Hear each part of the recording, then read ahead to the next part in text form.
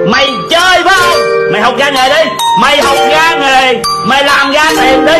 Một thằng đàn ông chơi bời đừng bao giờ dính líu tới đồng tiền của cha mẹ. Đó mới là bản lãnh.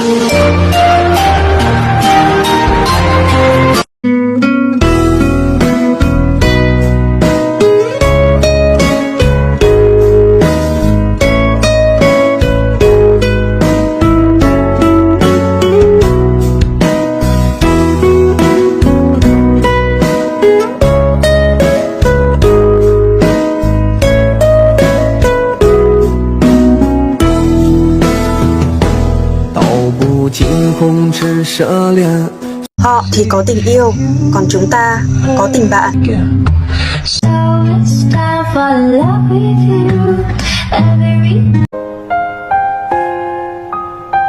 Tao chọn cái nhà này, tao thuê cái nhà này, tao chọn cái nghề này, tao học cái nghề này. Và tao quyết tâm tao làm, tại tao sống và tao lớn lên ở trong cái nghề này.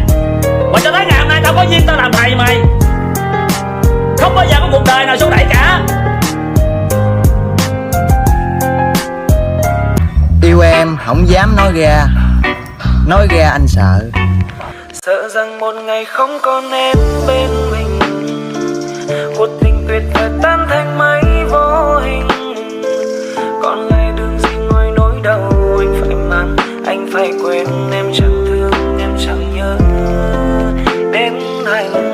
Lai tia kuno, giòn tin hằng chia du.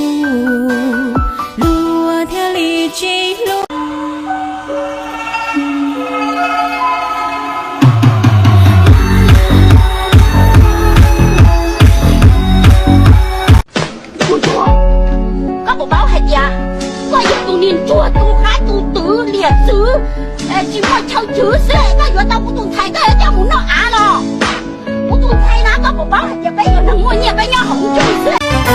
Trong tay không tiền đời mấy ai thương, nhưng lúc có tiền nhiều kẻ ghét ganh. Bao đêm ngao ngán thở dài nhìn Dành hết tình cảm để thương một người, nhưng quên hỏi người đó có cần hay không.